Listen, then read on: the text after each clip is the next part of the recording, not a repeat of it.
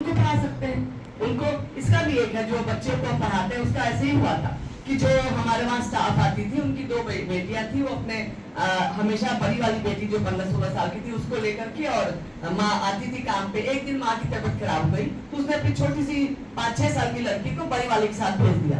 उस दिन बच्चे की, मेरे बेटे की छुट्टी थी, तो वो आया तो उसने कहा कि ये कौन है मम्मा? तो हमने कहा आंटी की बिटिया है। तो उसको शायद स्कूल में पढ़ाया गया होगा, तो कह रहा है कि तुम इतनी छोटी लड़की से काम करवाओगी, मैं तुम्हें चाइल्ड लेबर के केस में जेल करवा दूंगा। तो हमने कहा कि वाह, उस समय तो हमको हंसी आई कि इतना छोटा लड़का ये बात कह रहा है। लेकिन फिर हमने सोचा कि जब इतना छोटा बच्चा इन बच्चों के बारे में सोच सकता है तो हम क्यों नहीं सोच सकते।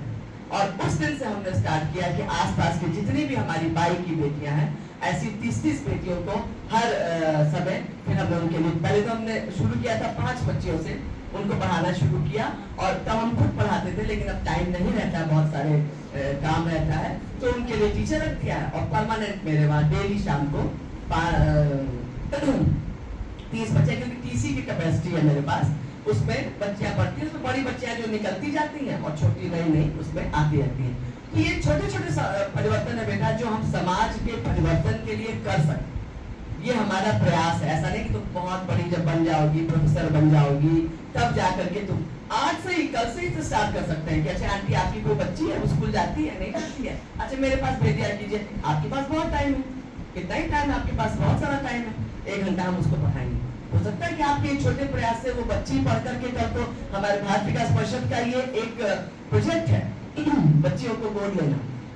गोद लेने मतलब ये नहीं कि उनको गोदी में लाकर अपने घर बैठा देंगे, ऐसा नहीं है, वो अपने ही कर रहे हैं, लेकिन उनको हमारी जो कार्यकर्ताएं हैं वो पढ़ाती हैं। कई जगह कॉलेज खोला गया है, उनके लिए स्कूल्स खोले गए हैं, और ऐसी बहुत सी बच्चियां हैं जो भारत विकास परिषद से की हेल्प से पढ़ करके बहुत ऊंचे पोस्ट पे जाएंगे। तो ये सारे ही है, सिलाई सिखाया जाता है, कढ़ाई सिखाया जाता है, ब्यूटिशियन का कोर्स बच्चियों को, बहुत सी ऐसी बाई की बच्चियां हैं जो बहुत सुंदर सुंदर लगाती हैं, उनको ट्रेन करवा दीजिए। उसके बाद आप किसी अपार्टमेंट में रहते हैं, आजकल तो हर त्योहार में लगाया जाता है मेहंदी, उनको बुला करके लगवा दीजिए, उनकी कितनी अर्निंग हो जाएगी। एक हाथ का 50 रुपए से लेकर के 500 रुपए मिलता है। अब सोच लीजिए उनकी कितनी अर्निंग हो जाएगी। यही तो हमारा है सशक्त नारी। तो ये छोटे छोटे प्रयास हैं जो हम अपने लेवल पे कर सकते हैं। आज आप स्टूडेंट के लेवल पे कर सकती हैं, कल को जब बड़े किसी पोजीशन पे जाएंगी तब तो बहुत कुछ कर सकते हैं। तो यही चीजें हैं जो हम समाज में परिवर्तन करने के लिए कर सकते हैं। उनको गाना सिखा सकते हैं, बहुत सी ऐसी चीजें हैं जो हम किया करते हैं और कर सकते हैं।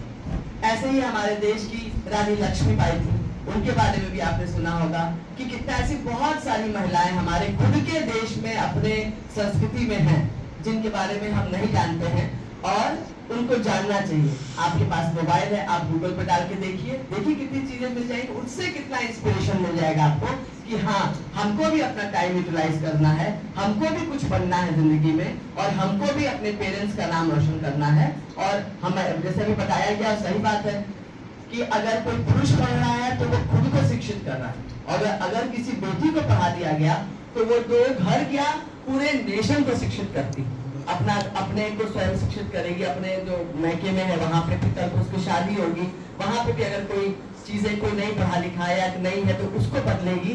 तो ऐसे करके हमारे परिवार से ही तो समाज बनता है, जैसा परिवार वैसा समाज। आपने ये भी हमारे उसमें है, जैसे राम जी के वहां का कैसा समाज था, रावण के वहां का कैसा समाज था। तो ये सब जैसे जैसे परिवार होते हैं वैसे ही समाज निर्मित होता है, वैसे ही हम अपने आसपास देखते हैं, वैसा ही हम करते हैं। और जो बचपन में एक बार बीज डाल दिया गया, संस्कार, लोग कहते हैं संस्कार क्या है, जो हम अपने पेरेंट्स को देखते हैं, जो करते हैं।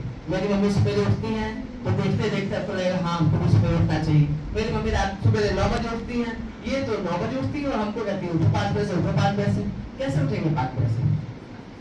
तो जो हम कर रहे हैं हमारे बच्चे उसको देख रहे हैं। और किसी भी बच्चे के लिए जो पहला आइडल होता है वो उसके पेरेंट्स होते हैं। लड़का कहता है हमको अपने पापा की तरह बनना है, लड़की कहती है हमको अपने मम्मी की तरह बनना है। तो मम्मी तो संस्कारित होनी चाहिए ना, जब मम्मी वैसी रहेंगी तब तो लड़की कहेगी। अब मम्मी ही हर उल जरूर हरकत करेगी तो बेटी या तो करेगी या कहेगी कि नहीं हमको इनकी तरह नहीं करना, हमको आंटी की तरह बनना है। तो यही चीज है कि हमको अपने परिवार से सारी चीजें शुरू करनी है। हमको स्वयं को संस्कारित करना है, स्वयं को सशक्त करना है, और जब सशक्त होंगे तो हम आत्मनिर्भर होंगे। जब हम आत्मनिर्भर होंगे तो सोचिए कि हमारे देश की इकोनॉमी कहाँ चली जाएगी, जब हमारे देश का एक एक व्यक्ति कमाने लगेगा, एक एक बच्ची। जैसे अभी अमेरिका पे हुआ तो हमारे मोदी जी ने ये कहा ना कि मेरे मानो जनसंख्या